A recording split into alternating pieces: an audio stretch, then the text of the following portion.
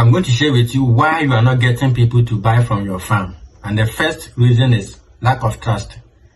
How do you buy from a farm if you don't trust how the pigs are or the animals are raised? And you know, in every business, trust is one of the most important things.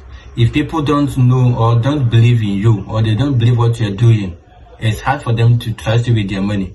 Okay, so that could be the one reason why you are not getting people to buy from your farm. Imagine me looking for an organically raised animal, and you are now using antibiotics and all this on the farm.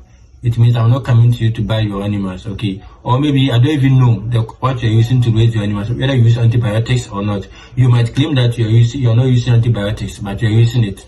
In that case, I don't trust you, so I'm not coming to buy from you. So that could be the one reason why people are not buying from you. They don't trust the source of the animal. The second one is also that you are not visible.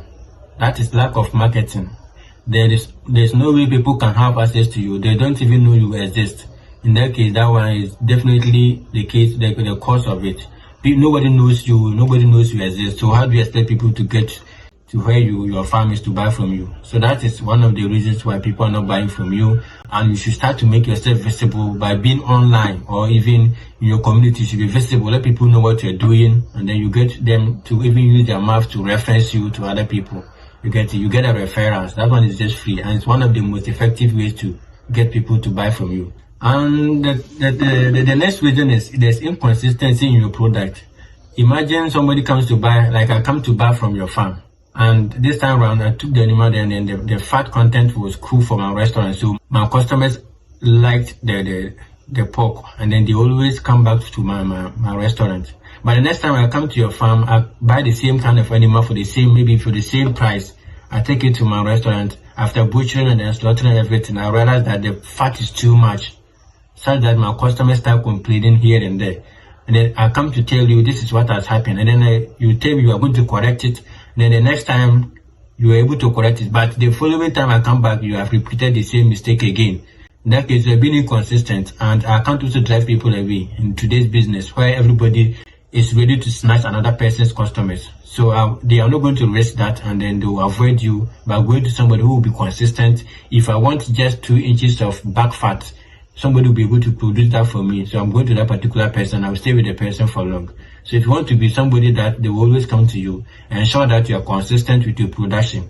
If you know your animals will be taken to the market, and but they're looking fat, you should find a way to reduce the fat. There are feed rations where you can use to actually reduce the fat content in your pig, and then take them to the market so that your people will appreciate it. So that's one of the reasons people are not buying. The consistency is not there. And the next reason is also price competitiveness. Yes, price is everything, but in Africa here, it is a king. Price is the king in Africa here, because we like to window shop a lot and then to compare prices before we commit our money to anything. So if I come to your farm and you are selling your pig maybe for 40 cedis per kilo, and somebody is selling it at 15 cedis or 20 cedis per kilo, I would definitely go to the 20 cedis or 15 cedis, because that will help me to increase my profit, especially if the pigs are weighing the same. Okay, so before you also start, that's why we always say it is important you do your market research and know the market price, how much people are selling per kilo or how much they are selling per pound, so that you also price yours to fit it or to adjust it just a little below or a little above it, so that people don't feel cheated. Okay, because people will definitely go around to scout and then window shop before they commit to your farm. So if a buyer comes to your farm and he says that you sell your product to him, know that they have compared all their farms and then they have seen that your price is the best. That's why they are with you. So you should also do something about it by comparing your prices and be able to fit in, and then you stay in the market. And the next one is also lack of convenience. People are not buying from you because it is not convenient for them. If the road leading to your farm is not something they can easily come, like the accessibility is not there. Maybe in the rainy season, I want pork for my business, but where your pig farm is located or your animal farm is located, if I come, my vehicle might get stuck, so I'm not coming there. That is lack of inconvenience. That is lack of convenience, and definitely I'm not coming there to suffer all this when I can get others nearby, and definitely maybe for the same price, if not better. So they will definitely avoid you if your location is no good. That is also one of the reasons why you should also locate your farm where it is always accessible all year round. Okay, And the next one is you don't engage your customers. Lack of customer engagement is also one of the issues. If you are fortunate that somebody has come to buy from your farm, it's not ended. Once you make sales, it's not ended. You are still to nurture or follow up with the buyer. This is where I even made a video that you take the records of your customer or the buyer, so that you keep in touch with them. How did you like about my pig? How do you like it? How was the meat? How was the fat content? Is it okay for you? Would you like to get it this way the next time? And what about the age? Are you okay with it? Or do you have any specifications? Sometimes you are just asking all this not because you want to obey them, but you just want them to know that you are listening to them. So they say, this particular farm, the last time I bought from them, the guy even followed up and he was checking up to know that everything was on point. I could see even if there was they need to give to make a refund, he would have done it from the way he was following up with the questions. So they will definitely feel motivated to come to your farm and might even end up referring your farm to other people, so that they will also come to experience the kind of feeling that he had on your farm. Don't allow your people go like that, okay? Let them know that you are still following up with them, and then you appreciate them for even coming to buy at least once on your farm. You appreciate them for that, and they always feel motivated. They feel love to come to your farm. You cherish your customers. That's one of the ways to keep them engaged, okay? And maybe you are fortunate you have taken yours to another level by being on social media. You are supposed to engage them. You comment on their, you're supposed to engage them on the social media by commenting, and then also asking some questions about what they are doing, and then keep them talking on the comment section. That's also one of the ways to keep them engaged on your social media. And sometimes just a funny commentary, you ask them to do something, maybe for something in return. There are all ways of keeping your people happy, and then they will appreciate you.